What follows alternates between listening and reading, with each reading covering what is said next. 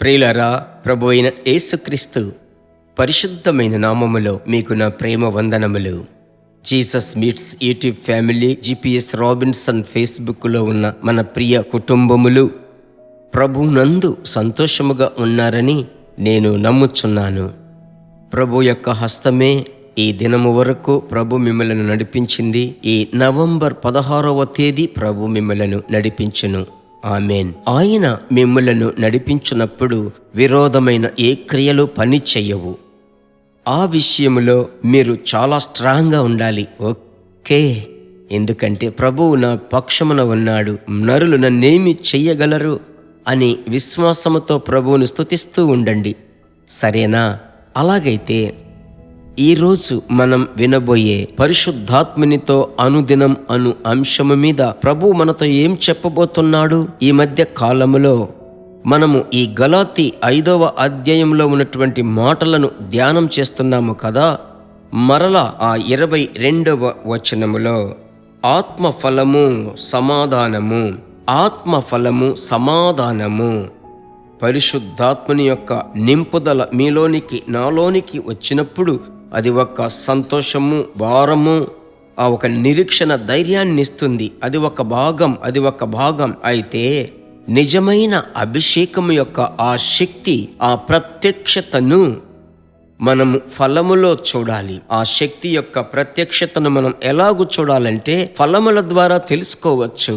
అలాగైతే ఈరోజు పరిశుద్ధాత్మ అభిషేకములో మీరు నడిపింపబడినట్లయితే, పరిశుద్ధాత్మని స్వరమునకు మీరు చోటిచ్చినట్లయితే, మీలో ఆ సమాధానము అను ఫలము ఎల్లప్పుడూ పని చేయును.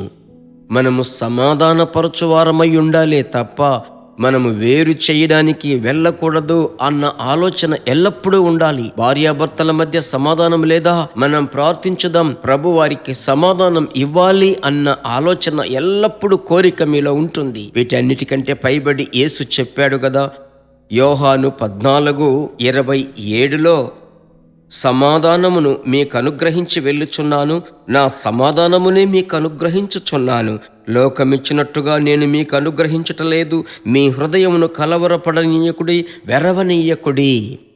ప్రభు అంటున్నాడు, మీ హృదయములో భయము కలవరము వద్దు, నా సమాధానమును నేను మీకిచ్చుచున్నాను.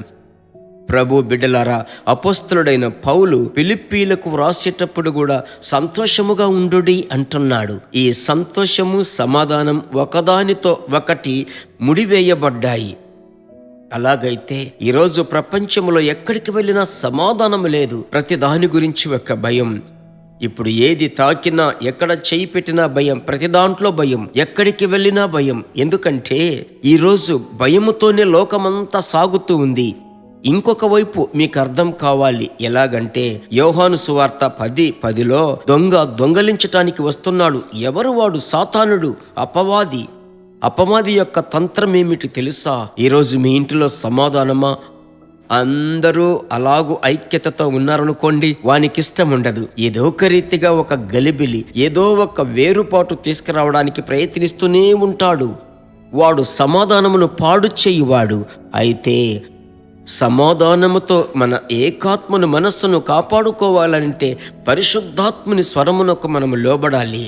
ఇంటిలో ఎదుటి వారితో ఏదో ఒక అనవసరమైన మాట మాట్లాడామనుకోండి, మనము మనుషులము గనుక వెంటనే వదిలిపెట్టేస్తాం. అయితే కొద్దిసేపులోనే అంతరంగంలో పరిశుద్ధాత్ముడు మాట్లాడుతాడు. వెంటనే మనలో క్షమించండి, తొందరపాటులో మాట్లాడాను అని మీరు చెప్పాలి. ఈ దినాలలో కొంతమంది వాట్సాప్లో సారీ అంటారు. పర్వాలేదు ఒకవైపు, కానీ చాలా దూరంలో ఉన్న వారికి వాట్సాప్, మరి ఇంటిలో ఉన్న వారి సంగతి? ఒకరితో ఒకరు మరి సారీ అని చెప్పుకుంటే మంచిది, ఇంకా బాగుంటుంది. ప్రయత్నించి చూడండి. కాబట్టి సమాధానమే ఈరోజు గొప్ప కార్యం.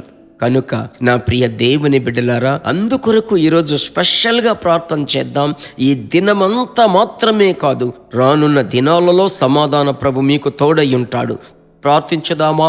మంచి తండ్రి, యేసు నామములో నా శాంతిని మీకిచ్చుచున్నాను అని సెలవిచ్చిన ప్రభువా, మీ సమాధానముతో మీ బిడ్డలను నింపండి. ఉద్యోగమునకు వెళ్ళేటప్పుడు ఉద్యోగ స్థలములో ఎక్కడెక్కడుంటున్నారో అక్కడ సమాధాన ప్రభు యొక్క ప్రసన్నత మీ బిడ్డలు అనుభవించుదురుగాక. ఆశీర్వదించండి. యేసు నామములో ప్రార్థిస్తున్నాను తండ్రి, ఆమెన్. ప్రభువుకు మహిమ కలుగునుగాక. షేర్ చెయ్యాలి, విశ్వాసులు మర్చిపోకూడదు. హిందీలో విన్నవారు అందరికి పంపండి. తమిళ్ మాట్లాడేవారు, తెలుగు మాట్లాడే వాళ్ళు అలాగే. God bless you. దేవుని బిడ్డలారా, ఈ వర్తమానము మీకు మిక్కిలి ఆశీర్వాదకరముగా ఉందని మేము నమ్ముచున్నాము. ఇంకనూ మా వర్తమానములను విని ప్రభువులు ఆశీర్వదింపబడుటకు జీసస్ మీట్స్ మినిస్ట్రీస్ అను మా యూట్యూబ్ ఛానల్ ను సబ్స్క్రైబ్ చేయండి. మరియు మా ప్రార్థన సహాయముకై మీరు సంప్రదించవలసిన మా ఫోన్ నెంబర్ 9842528236 మరియు 7299546363. Email gpsrobinson@hotmail.com. ప్రభు మిమ్మును ఆశీర్వదించునుగాక.